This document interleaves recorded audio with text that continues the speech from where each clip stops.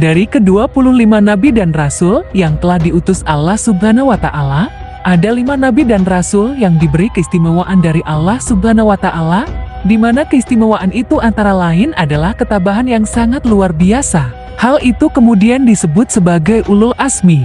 Ulul Azmi adalah sebuah gelar spesial yang diberikan kepada beberapa nabi dan rasul yang memiliki ketabahan dan tingkat kesabaran yang begitu luar biasa, khususnya ketika mereka sedang menjalankan ajaran dan dakwah serta menyebarkan agama Islam.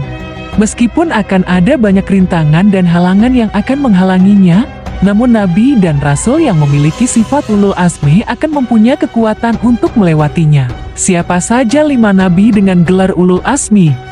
Pertama, Nabi Nuh alaihi salam.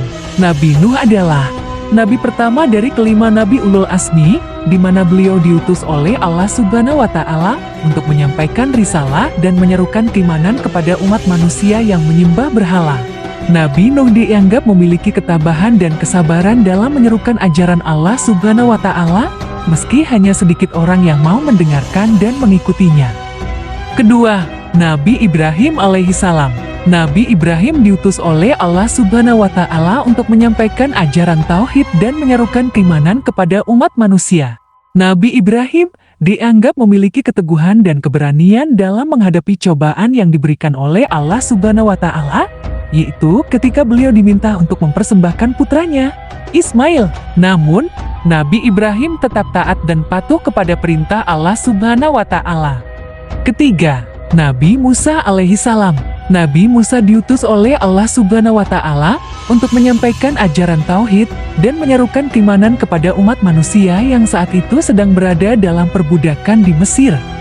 Nabi Musa dianggap memiliki keberanian dalam menghadapi Fir'aun yang meremehkan dan menentang risalah Allah Subhanahu wa Ta'ala yang disampaikan olehnya.